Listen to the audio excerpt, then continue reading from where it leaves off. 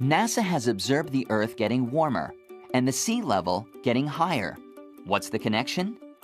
Just like mercury in a thermometer, water expands when it's heated, and Earth's ocean is taking in more than 90% of the heat from global warming.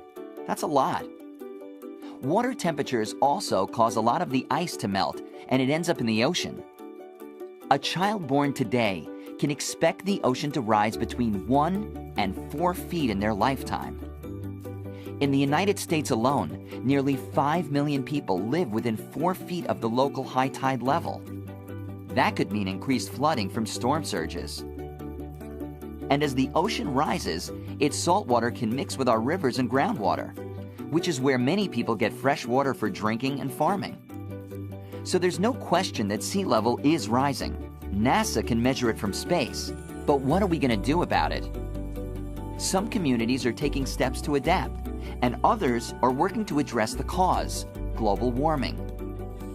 It's a big challenge, but hey, we'd better be up for it, because right now, good old Earth is the only planet we've got.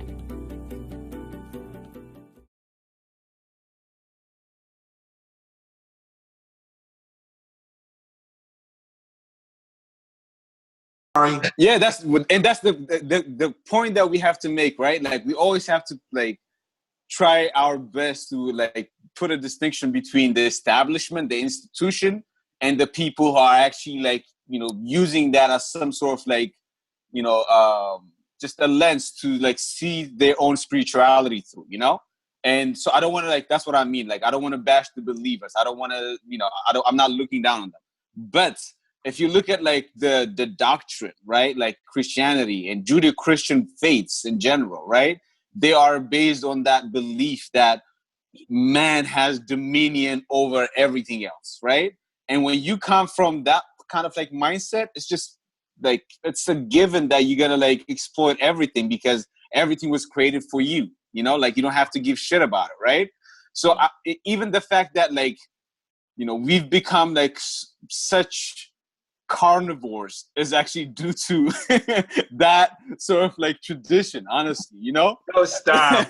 Not honestly. Stop. But Leave me alone, bro. Just let me live, bro. It is though. It is like the idea of a sacrifice. We've been consuming meat in Africa way before we got That's the thing. Right.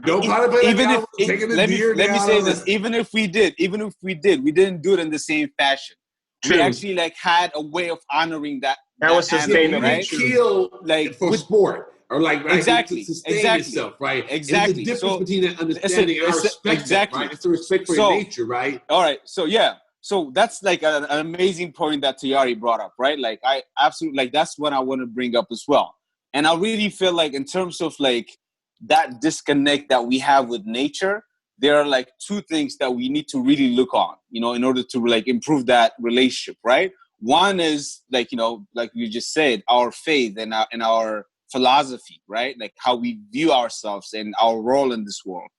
And the second, I believe, is, it might sound controversial and some of you might feel it's a funny suggestion, right? But I truly believe in the role that plant medicine plays in bridging that gap, you know?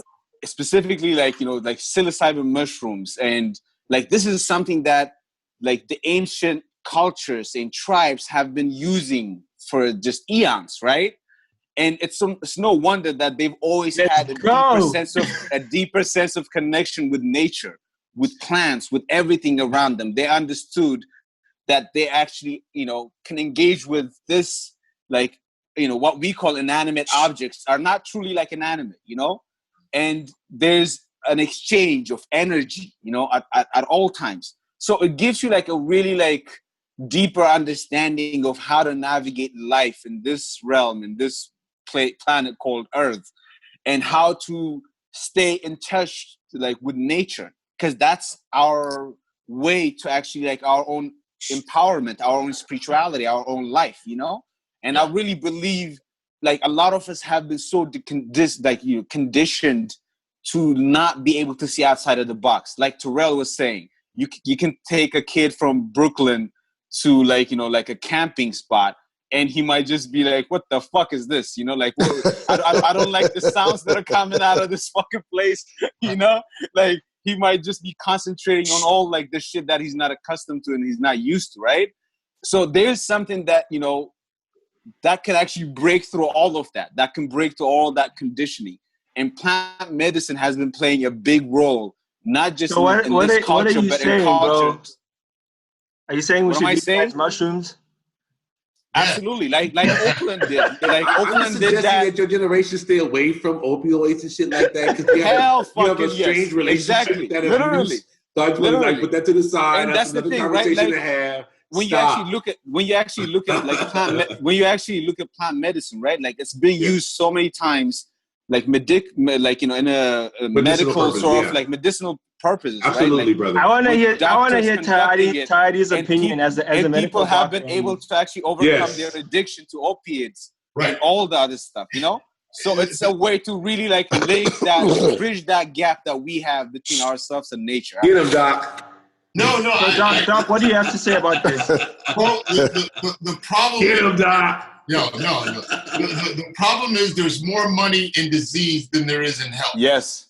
So, you know, you always follow the money. Any of these things, you follow the money. I don't know if either of you or anybody here watched The Wire, but when they said one of the best lines in The Wire I felt was they said, if you follow the drugs, you run across drug dealers and drug users. If you follow the money, you don't know where you're going to go. And you're going to go to the halls of the White House. You're going to go to the Supreme Court judge bench and everything like that. There's more money. So you look at these unsustainable practices of meat production and people are eating, you know, the dollar menu because they can't afford it. And this goes back to kind of all of the thing about even, I'm going to tie this into agenda. Man typically does not start doing art, does not start formulating higher thoughts when their basic necessities are not met. So if you're struggling, and I think the brother James was telling us about, you know, or was that you talking about, how old was your mother when she had you? Yeah, that was me, 14. Right. So, you know, at 14 and 15, having 4 kids by 20, she doesn't have that much time to be developing, you know, all these other ways of higher functioning and thinking. Not saying that she couldn't, but it's much more difficult. Let's say that.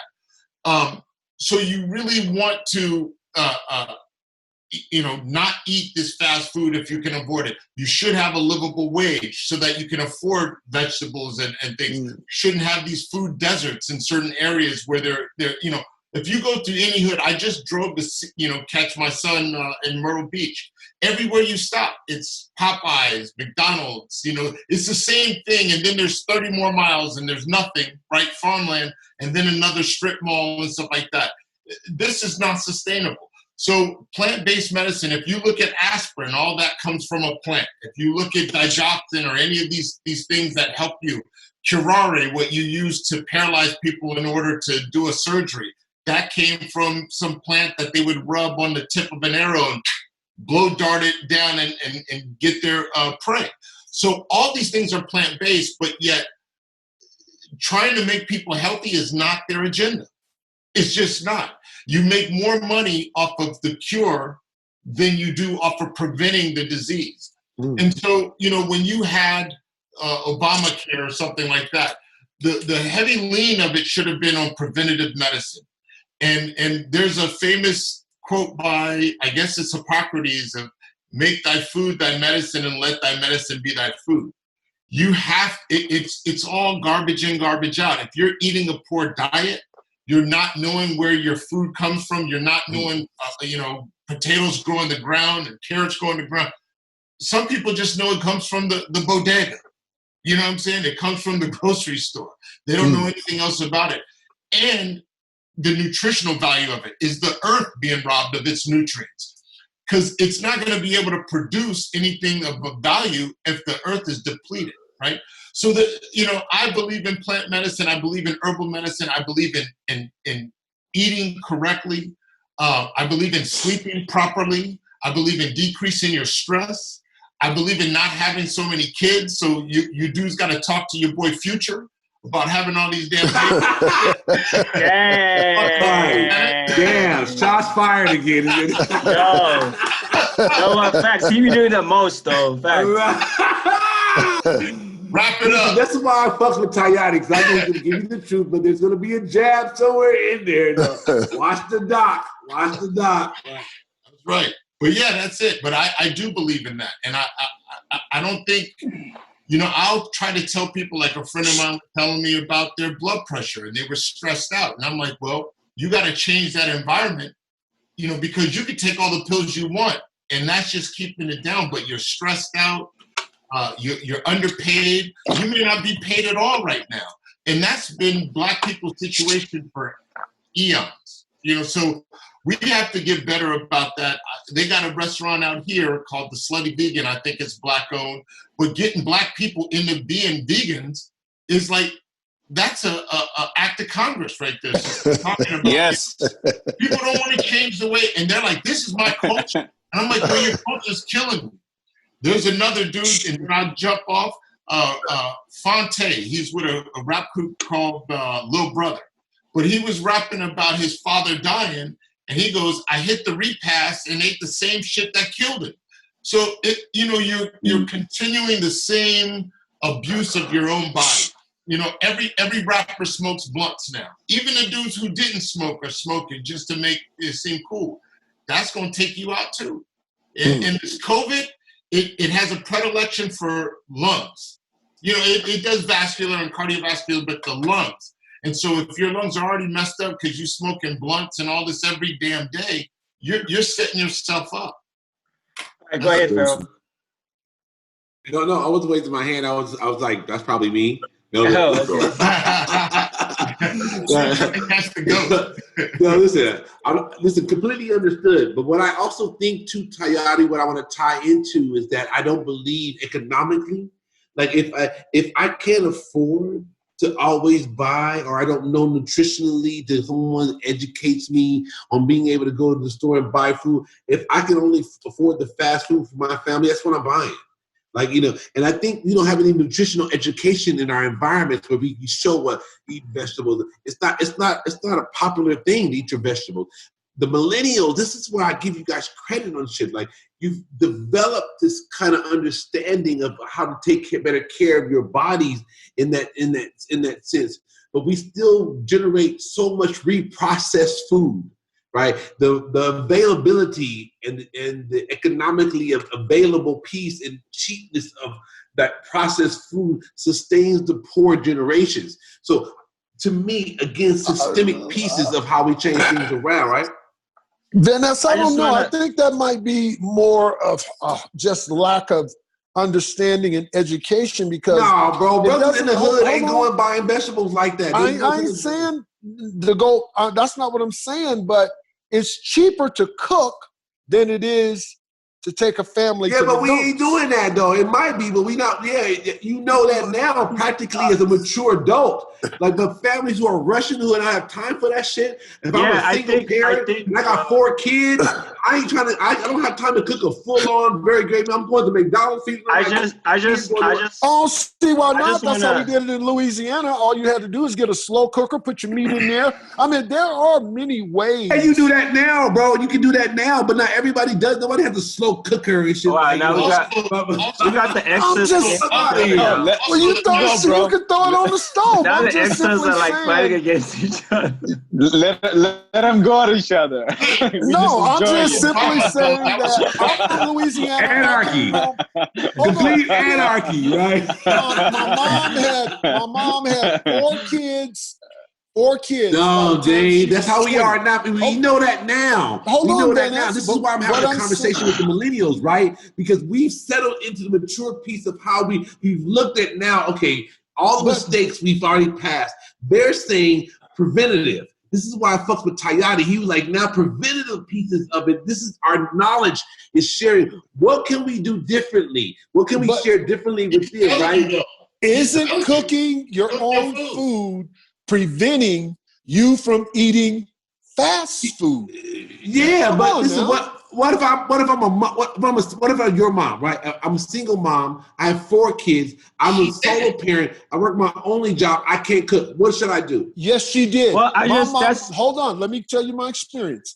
We came home to a hot meal every day, except for maybe on Saturday and Sunday, which was leftovers. My mom raised 5 kids. We never really lived in an apartment except one time. We always lived in a house. My mom, we had one income. We're from Louisiana. We're from the country. We cooked. We came home to a meal every day. Now, what it comes down to is, where are your priorities? Is your priority to establish a meal for the kids? Because if so, you're going to get up an hour or 2 to get that right early out of your sleep. Not if I'm working 12 hours a day and I only got barely any time to cook. Listen, that's not an option, bro. But How that do we comes help at that a out? different time too, because you've got inflation and hyperinflation. Back then, one income might have been able to do it. That was tough too, because my mom's one income wasn't very big. But what he's saying though is true. We ate that collard you remember he greens talked 3 about times a eating week. around the table. He talked about eating around the table. We're like, damn, you eat around the table? Right. Then you can, but he's hitting several things. But Because how even- you going to educate your kid if you're not sitting around the table? But even with fast food, right? And like, you know, food that is like easy to prepare. Like nowadays, I mean, I'm gonna speak about California specifically. It's become increasingly easier and cheaper to get that kind of food, right? And I'm speaking as someone who's one of the odd millennials that still eats meat, who's surrounded by vegan. You know, both Terrell and Mikhail are vegan, and through their like experience, I've noticed how like, I mean, just the other day, like we went to a vegan restaurant where we got a burger and fries, and it was exactly the same, maybe even cheaper than a burger and fries at Carl's Jr. You know what I mean? So now it's like, it's about the education. I agree a lot with the education piece. I think people are not aware. And also like our Black communities out here, we're not surrounded by those places. They're more accessible, you know, in certain areas, but you don't see a lot of like fast food vegan restaurants or places in our Black communities out here, you know? So I think education is probably like, people need to be more informed about, because as soon as that's what I used to think. I was like, veganism, I don't have that kind of money. I can't afford that. But like when you actually look at it and you crunch in the numbers, you can actually, on a budget, get all the essential nutrients, which I know Farrah is very specific about it. Are you getting your essential nutrients? You can still do that on a budget, you know? Yeah. Can I address something that I feel like we haven't addressed in terms of like what we're talking about now, right? Like, Sure. And I feel like we've kind of like have touched on it, right? But it is like that notion that, you know, good food, healthy food that actually has nutrients is actually like expensive for the most part, right? Mm-hmm. Like for instance, if you go to the supermarket and if you try to buy something organic, it's definitely going to cost you more than the stuff that is inorganic, right? Right. And so, you know, there's a sort of like, you know, who's really like dealing with this worse than any other sort of like demographic is poor people, you know, again, right? And also when you really see like who is the, you know, producing the problem from like its essence, right? It's actually like big corporations, you know, like America is actually like one of the few, like, you know, like growing up, right? Like when I thought of Mikhail, why aren't we cooking for our race? Why aren't we cooking for our people? So let's get to this point. I don't want to talk about wait. In our neighborhood, my question was around the neighborhood. In your neighborhood, now I know you guys expanded the conversation, so I feel we migrated to. You know why you have to expand it though? You know why you have to expand it? Because at the end of the day, right? If you're not ensuring that like the food stays organic, right?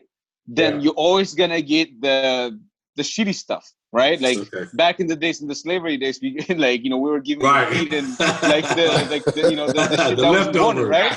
And that's literally what is happening right now. Like the stuff that we're getting right now is not any better than the shit that like, you know, people were getting back those days. You know what I'm saying?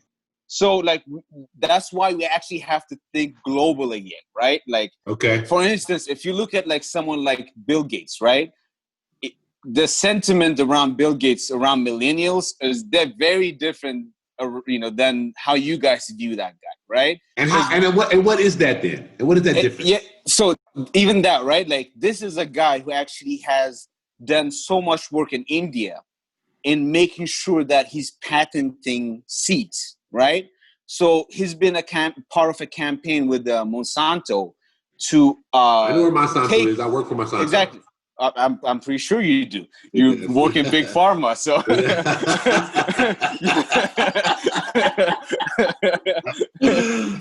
I don't doubt it. You work with the evil himself, Lucifer. Wow. But so the point, literally, like as far as like the people who are responsible for global warming, they take a huge chunk of that responsibility. You know what I'm saying? Those big corporations. But the point that I was making is they've been consistently working on making sure that the seeds are actually patented by them, right? So this gives them like a total ownership of those seeds. And every farmer that plants those seeds have to pay a percentage of their profit to those companies, right? So they've been really like working on monopolizing the food industry globally. And there is a woman, her name is Dr. Vandayana Shiva. She is an Indian environmentalist and doctor, right? And this is like what I really feel, and what I believe is Indians really are the worst polluters, bro. Indians are one of the worst polluters in the country. Yes, bro. So the worst. There is countries who actually contribute in different degrees and scales, right? But that doesn't necessarily mean that those countries also have activists and people who are actually trying to make a difference in those countries, right? No issue. I think that's true. But I'm talking about overall countries' approach to that piece of it, though. Yeah, but at the same time, one of them too. I'm not trying to just say exactly. India, That's what I was gonna say. Yeah, okay. I'm pretty sure it doesn't even come close to the amount of pollution that the U.S. puts out, right? Right. The US and on top of that, India is actually the country that the U.S. sends all their garbage to, right? Like they pay them to store the garbage and all the unrecyclable. Not only India, though. That's right now. We were sending initially to China, bro. I just want to make sure the facts are straight, right? China has refused, though. That's just recently. That's recently. Yeah, but that's everything else was going to now China. Now it's going to India. Right. So now that's what I'm saying. And Indonesia and Philippines and other nations too. I just want to make sure we're clear on. Yeah, but that doesn't make it right, Pharaoh. Exactly. No, it doesn't make it right. But I want to say, what is the point, though? What is the point? Well, the point that I was making, right, is that we actually have to really fight for nature to exist in the way that it's made to exist, and instead of allowing corporations and this billionaires and trillionaires and all that shit to come and dictate how we actually are getting our food. But people buy into it. If people buy into it, if your government allows some random guy to come in and pay for it, then if your government allows that, then you have people in your institution. This is why I started off with politics first, right? You can get to the piece where you can demonize the individual. Say you don't fuck with Bill Gates the same way we do. You still didn't tell us how we fuck with him. But anyway, either way it goes, right? Right? Either way that goes. I acknowledge that, right? In some essence of it. But fundamentally, for me, that people have to agree to that in some sense. And so if I'm up against the wall, do I make the moral choice or do I make the choice for my life? Right? When it comes down to it, if I have to choose between the two, right? What is my country making? One of the biggest polluters, though, is India. One of the pictures I got is of a river where they have so many plastic bottles in there. The only way to see the water is to jump in and part the plastics, right? Yeah, I wasn't being pro-India. I wasn't saying that we should follow. I know, but I'm just saying that countries that feel. I don't know. Yeah, but I feel like we're also missing the point which we were saying earlier, which was addressing the interconnectedness of the whole planet. So, okay, we can put the blame on India, but whatever India does is ultimately going to get to us and affect us all. So let's not demonize India for their practices. Yeah, but you try to demonize a person. Don't make it Bill Gates' issue either. Well, he actually has a Bill hand. Gates issue either. Yo, it is a Bill Gates issue. This is a guy who is personally. Because it's not just him. People have to fundamentally agree to him. He can have any ideas he wants with his money. I never. But if people buy into that shit, don't tell me shit, right? But I'm not defending him either. But don't make it one individual. But we have to be aware of. We need to get together. We have to be aware of the actors in this game and where they stand. Unless but it's not just him. Aware. You can't point him just out. When did I say? When did I say it's just only him? You started off the conversation by saying that we have a different opinion of Bill Gates than the Xers do, right? I think you took that personally. So no. What I said when I was making that point, first of all, it was just like a joke, right? But I'm just saying. All right, bro. In terms of the general sentiment towards the guy and what he represents and stands for, your generation is more in support of him than our generation. I don't want to. And I'm defending. Don't make it about a person. I wasn't saying that make it a global issue. If you want to stick to a global issue, and then we need to. It is a global issue. With that. I'm not defending him. This is a billionaire that is affecting the group. To Bill Gates. Fuck Bill Gates.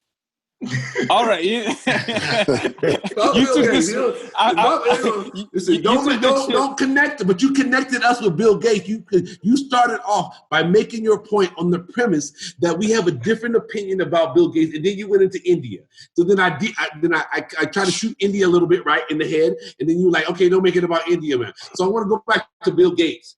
Don't associate us with that motherfucker, right? I did some work for Monsanto, yes. Yeah, I think that's why you're feeling sensitive about this issue, bro. Like, because guilty. It wasn't even that deep, but you're just hanging on to Bill Gates and how you personally invested in Bill Gates. So the point that I was making, right? I wasn't just saying like all you Generation Xers are just like a fanatic for Bill Gates, right? That's not what I was. No. That's not the point that I was making at all. I'm just saying, like, in terms of like the general perception of the guy and the role that he's playing, and globally, right? Like, I feel like the younger generation is really more aware about like his past actions and what he's done in the past. So that's all that I was bringing up. I'm sorry if I attached him to you and made you feel like you have to defend him, okay? But so the point that I was making, let me go back to my point, right? Like, you know, I agree with you. Like, we actually have to empower ourselves from all different angles, right? Like, we have to learn about gardening, and we have to learn about, you know, we have to learn cooking. You know, that's one of my weaknesses personally, right? Like, I haven't really like invested that much time making food and cooking, right? So that's something that I'm trying to like, you know, get better at, right?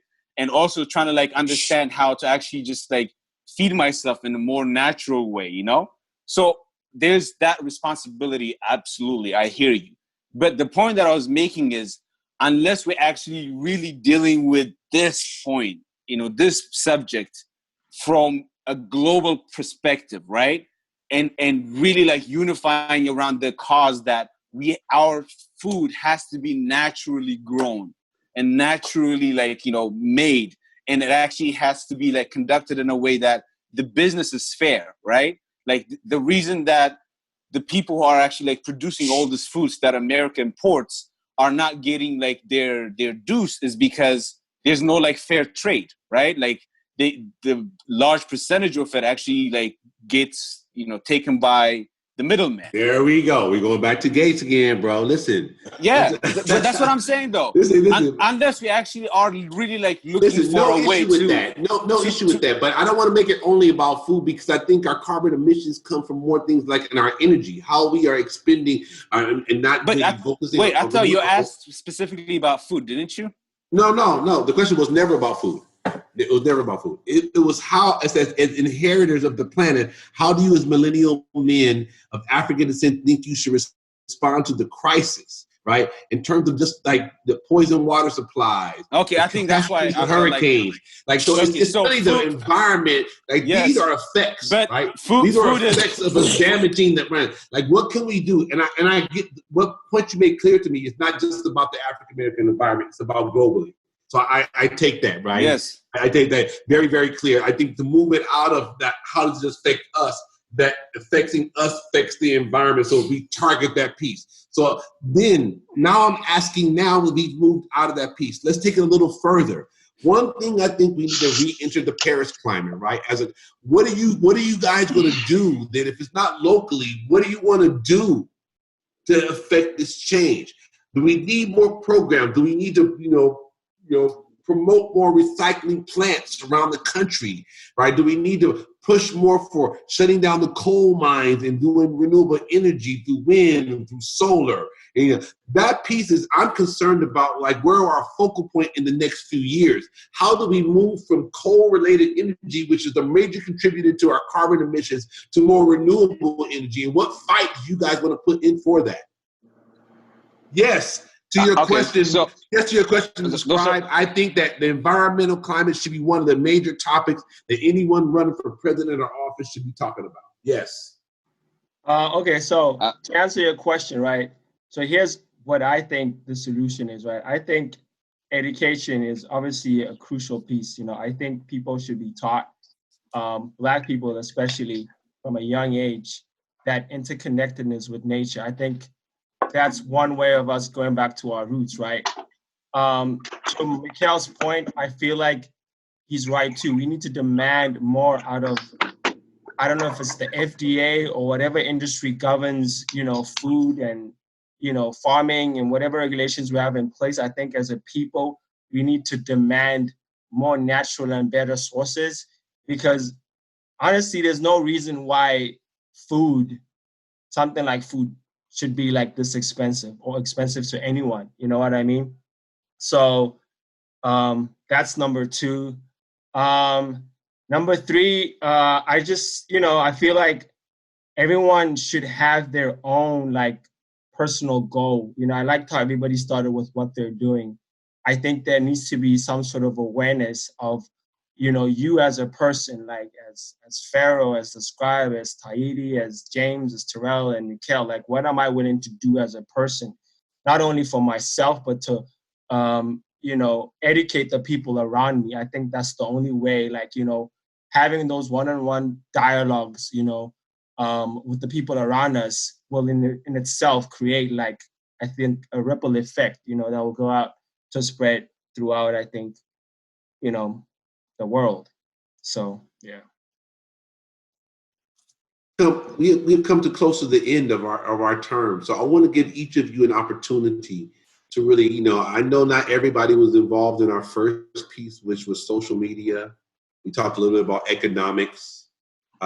Today was an amazing fucking discussion about politics and climate control.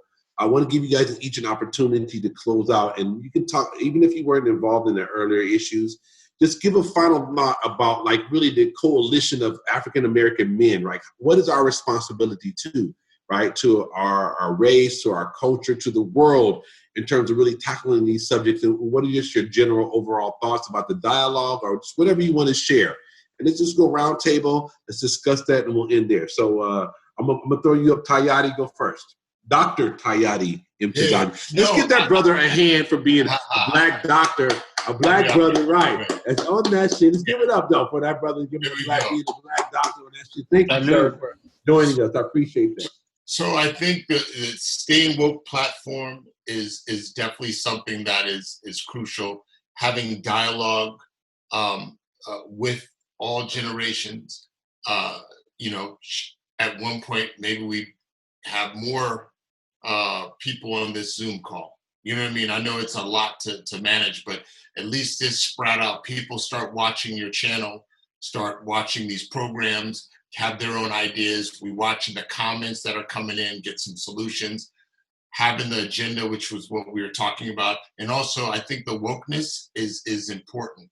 Knowing where you are in your city, your representative, your senator, and then, like you said, when there's these Paris Climate Accords, stuff like that, then you have to know what the thoughts are of your president, and vote. And it isn't futile totally, especially if you're abreast of the topics and you know what's going on. And just last, I like to say, man, if I had a beard like Mikhail or a voice like Tyrell, man, I'd run the world, man. I'd run for president myself. Go ahead. What's up next? Okay, anyone else? Next. Who's next? Final thoughts. I can get next. So, yeah. Well, first of all, I just want to say, like, honestly, this has been very, like, enlightening. You know what I'm saying? Like, I feel like we really, like, addressed the question from, like, all sides, multiple sides. You know what I'm saying? And it was a very just, like, informative, like, conversation that we were having. But, like, honestly, like, even this, right? Like, the kind of the conversations that we're having makes me think of, like, the importance of, like, having elders, right? Like, in this culture, in you know, in American and the Western culture, there's no use of our elders. You know, like, most of them are actually, like, in what do you call it? Like, one of those homes, like nursing homes, exactly. You know what I'm saying? There's not really, like, that level of, like, engagement and closeness between, like, the older generation and the younger generation, to where, like, wisdom and experience can just, like, flow, you know, back and forth, right? And I really feel like that's actually, like, something that is really lacking in our generation. And I feel like that's actually one of the points that we raised, right? Like, in terms of our lack of leadership, like, people that we can actually, like, you know, like, come to, like, you know, look up and understand that they have our best interests, right? Like, I feel like there's just so many, like, amazing people who have been doing amazing work, like Dr. Cornel West. You know, that most of you, I'm pretty sure you know Dr. Cornel West, right? Like, that's someone that has just a well of wisdom and information that he can actually really, like, you know, get through to the youth, right? But there's not really, like, we haven't really created an environment and a space where that kind of dialogue can happen between the youth and the elders, you know? And because of that lack, what we have to fulfill those roles and to fulfill those positions are politicians who are, like, game show hosts and who are not even, like, qualified to advise their own kids, you know what I'm saying? Let alone, like, a whole generation of people. So, yeah, I'm just saying that to say, like, I've learned a lot from this conversation, and I felt like, you know, this is where it starts. You know what I'm saying? This is where change starts, by having dialogues and, like, challenging each other and just racking our brains to come up with, like, the best plan to move forward. So, yeah, that's my 2 cents. I really appreciate the conversation, and I was happy to be part of it. Thank you. Our brother, Dr. Tayari Mchajazi and Mikhail, I thank you so much, my brother. Greatly appreciated for your support, man. And just, you know, coming on our podcast, I'm honored to have you guys be able to dialogue and join in. So, who's next? Let me jump in there, please. First of all, I want to thank all of you gentlemen. I feel real privileged. I was very thirsty for a intellectual conversation. I'm serious. I was very thirsty because I had already been peeping out the format, and I reached out to Van Ness, and I told him I was very, very impressed with what he was doing, and I wanted to be a part of it. So eventually the timing came around where he allowed me to participate. And what I learned, bro, don't be giving up my government name, bro. Pharaoh Musa. Remember I took my DNA test shit, bro. From the Molly tribe. I told you, I knew you were before you were Pharaoh, so it's going to take a moment. Jesus, it's bro. It's going to take a moment. In fact, Mikhail, I think you're the one thank you, James. Go ahead, brother. I'm in contact with Van Ness because I met you at a SGI meeting, if I'm not mistaken. Oh, for real, yes. You don't need to come clean right here. I came to you. You need to come clean right here, bro. This is my alias. You fucking it up for me. And I asked you for this guy's information, and I think you put him on the phone with me or something. No, that was anyway, me. Oh, was that you? Wow. That was me. Okay, you see how destiny has brought us back together. This is not the first time that the scribe and myself have been mistaken for one another. So. I know. Well, I'm not trying to group millennials all together, but your thought process might be the same. Like, I would have took offense if James was a white dude or something, but yeah. I'm sorry, I apologize. No, I'm kidding. I'm just playing around. It's all good. I just want to say, hey man, you guys have taught me a lot. The conversation has been very stimulating. I'm thirsty for more. The majority of the people that I'm around, I cannot get this kind of stimulating conversation out of them. Not that they don't have it in them, but they're not focused on these kind of solutions. You got to be part of something bigger. And what I really also want to say is thank you guys for not judging me and just allowing me to express my viewpoint and bring a little bit of experience to the table. And so that's what I have to say. Thank you, James. Terrell, you want to go ahead? You're extra, bro. We got you. Yeah, I could barely say shit, but since I'm given the space now to say something, I want to thank you for inviting me to be on the show, and that is very important that we continue to have these multi-generational conversations to not only challenge each other, but to come into common agreement. And one thing that I will end with is I really believe that the core of everything we're speaking about personally and also as a collective are the wounds. We have to be able to be safe and clear and to acknowledge and honor the wounds, and we have to actively heal these wounds in ourselves individually, in our community, and as a collective. And from there, we can gain clarity about being progressive and moving forward and evolving. Love that. Yeah, I love that, brother. Thank you, man. I'm sorry you get a chance to fully vocally, voice your opinion, but there'll be many more opportunities. I just wanted to create a forum where we can get some shit started. You know what I mean?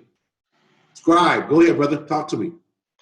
Yeah, I mean, this is always amazing, and I'm always happy to do this, and do my thing as a scribe. I take my job very seriously. So thank you guys so much for always being on board and really to just, interact with us and offer your opinions. And I think I speak from the Pharaoh and I, we're going to keep this platform going. And this is probably not the last time we're going to, be in this chat room discussing, issues that pertain to us as, Black people, but also as global citizens, So thank you very much.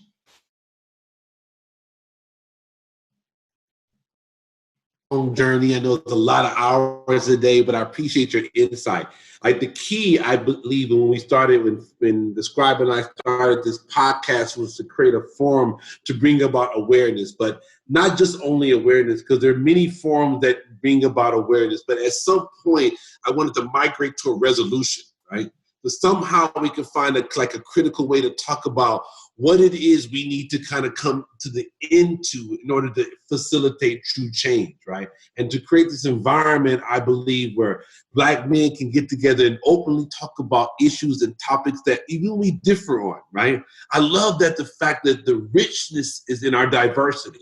The richness is in our ability to share different points of view and find some kind of common ground to move forward. That's our superpower as a race and as a culture and as a planet and as humanity, right? And I think for us, right, to keep having this forum, to keep giving these environments in a place where, and I know you're very busy, so, Dr. Tayari Mchizaji, I want to thank you, my brother, because I know you're in the forefront of fighting this COVID-19 shit, and to take time out of your very busy schedule to do that. And for the millennials, I want to say that, man, I had this week, I was just thinking fuck.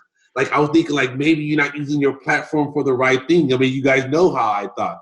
But to watch you this week mobilize in that fashion, renewed a whole brand new feeling in me and my determination that you guys can really do this shit, right? But you do need us to create that bridge, to be able to support, to be able to funnel, to be that pillar in the background. When I don't have to say shit, but I should be there just in case you need me. I get it.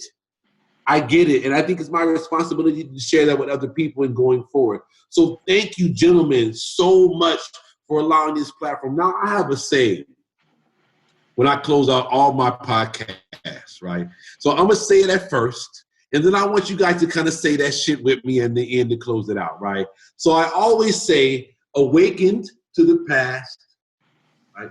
Woke to the current, stay woke for your future. Help me, help you, unfuck America, let's go. Right? Right? So rock with me. Awaken to the past. To the past. Woke to the current. Woke to the current. Current. Stay woke for your future. Stay woke for your future. Help me. Help me. Help me. Help you. Help you. Unfuck America. Unfuck America. Let's go. Let's go. Let's go. Thank you, gentlemen. Thank you, my brothers. Thank you so much for everything. Have an amazing day. Let's continue to fight. Black lives matter. All lives matter. Let's go. Hell yes. You guys have a good one. Take care, gentlemen. Thank you.